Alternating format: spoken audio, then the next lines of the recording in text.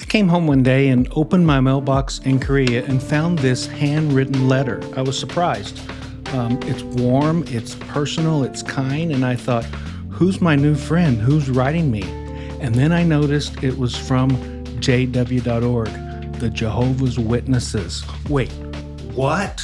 Stick with me, because this isn't just about a letter. It's about faith, control, and seeking meaning beyond religion. Welcome to Around the World of Faith, a space for the spiritually curious, questioners, and deconstructors. If you've ever looked at religion and thought, wait, what? You're in the right place. JW.org is part of a worldwide organization with millions of members. They operate quietly, often under the radar, recruiting in countries all over the world, apparently including Korea. While they present themselves as warm, moral, and community-focused, the reality can be much darker.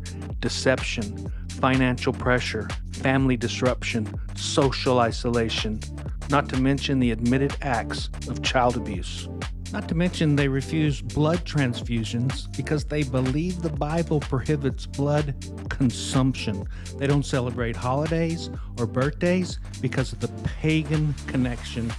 They shun members who disagree with what they have to say. And they keep predicting the end of the world in 1914, in 1975, and then when it doesn't end, they pretend it didn't happen. Worldwide, families have been torn apart, assets mismanaged, and children indoctrinated in ways that many outsiders would see as harmful.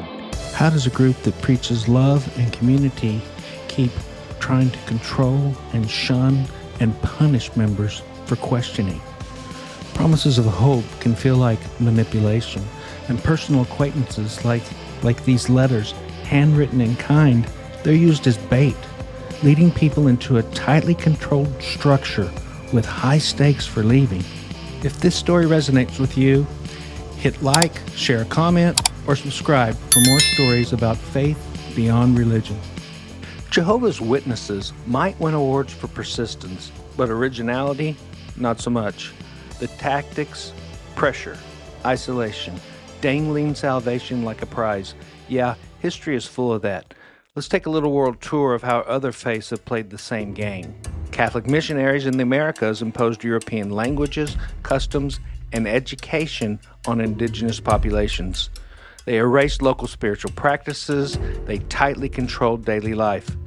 Christian missionaries in Africa, across Oceania, sometimes used schools and hospitals as leverage. Education or healthcare came with conversion, and traditional practices punished. Muslim missionaries called Dawah in Southeast Asia offered trade and political alliances as incentives for conversion, blurring voluntary choice. ISKCON, the Krishnas, recruited vulnerable students in the West, creating tightly controlled communities and isolating dissenters. The Unification Church, the Moonies, targeted students in Japan, Korea, and the U.S., using love bombing to draw people in before enforcing strict loyalty. Even small movements. Remember Shiniko, the group who released nerve gas on Tokyo subways in 1995? They promised spiritual insight while exploiting members for labor, obedience, and ultimately violence. And if you think this kind of brainwashing is outdated, the Duggar family. Everyone knew who the family was. We were part of IBLP as early as I can remember. Behind the wholesome TV brand was Bill Gothard's Institute in Basic Life Principles. The biggest feature of Bill Gothard's teachings is authority. Kids obey the parents, wives obey their husbands. Everyone obeys Bill Gothard. Same formula of control. Endless kids as missionaries, rigid gender roles, and obedience above all. It's cult tactics dressed up as family values. Just listen to this clip from Happy Shiny People, then go watch it. Gothard turned every father into a cult leader and every home into an island. I first read The Handmaid's Tale in college. I was like, this is my life. Homeschooling is kind of the linchpin of this whole project. The kids were not being well educated. Instead of learning math, you're learning slut shaming. Across time and space, the pattern is clear. People who are small, who seek Connection and meaning are vulnerable, and groups both large and small seek to control them. And here's the thing, every one of these groups has beliefs that are fantastical, beyond any sense of logic, but they still want to push their beliefs onto you. They want you to live in their fantasy, follow their script, and show your loyalty before you even question whether it makes any sense. Which brings me to my personal example. This letter from some Korean woman, kind and personal, but when I found out it was from JW.org, it was like a gut punch. She said, "Hello, I hope this letter finds you well. I wanted to invite you to a very special event. Enclosed, you will find your personal invitation to a very encouraging convention entitled Pure Worship. There will be encouraging talks, videos, and experiences. It is free of charge, and everyone is invited. I hope you can attend. More information."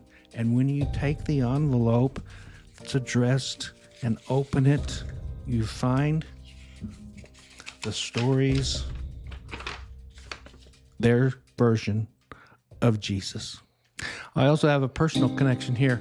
I was talking to my mom, and I found out that she had an uncle in California. He had 10 children. He lost his wife and 9 of the children to the Jehovah's Witness. Only one of his daughters stayed around and treated him like he wasn't an outcast. And now they have a foothold in Korea, and they're quietly recruiting, and I fear they're potentially harming so many families who do not know what they're all about. When I hear stories like this, I get why people leave religion.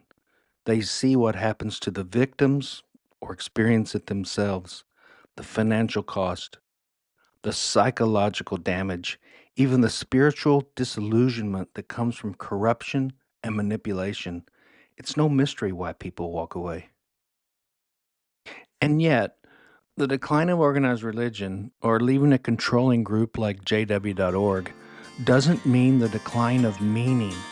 The hunger for connection, purpose, and the sacred remains. People are rejecting fakeness, control, and fear, not spirituality itself. Maybe the real story is this: people aren't leaving faith, they're leaving insincerity. Faith after religion equals searching for what feels real. And if I'm being honest, some days I miss the structure, that structure and the feelings that I had with organized religion. But I'd rather live with uncertainty than with fake belief. If you've ever left religion or been burned by it, you are not alone. Believe me, you are not alone. Thank you.